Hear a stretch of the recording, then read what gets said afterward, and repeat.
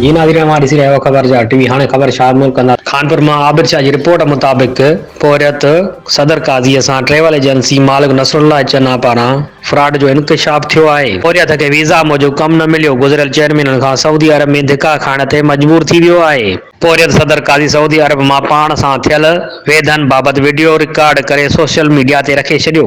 पोरियत सदर काज़ी सऊदी अरब मां पाण सां थियल वेधनि बाबति वीडियो रिकॉर्ड करे सोशल मीडिया ते रखे छॾियो। पोरियत वीडियो में ॿुधाए रहियो आहे त नसरुल्लाह चन्नू मूंखां वीज़ा ॾेई सऊदी अरब उमाणियो हुयो त मीडिया खे ॿुधायो त पुट चने इन मां फ्रॉड करे हिते मूंखां उते जो उते 5 लाख रुपया वरिता ऐं हिते मूंखे हिन महिल तो इन राब्तो न ॻाल्हि न पंधु अॼु सुबुह करे मां ग़रीब खां वॾो नाहक कयो आहे नसरुल्लाह चने। मां सरदार मारन खे अपील कयां थो पियो त मां सां इंसाफ़ करायो वञे। असां तव्हांजी छां में वेठा हूंदा आहियूं। पंहिंजो घर जो अल तल विकिणी एजेंट खे पैसा ॾिना हुआ। हिते बि वरी रुपयो न आहे।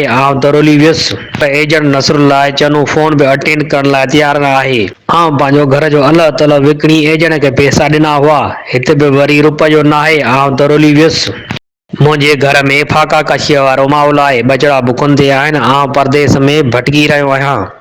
ख़ुदा रा मूंसां इंसाफ़ कयो वञे।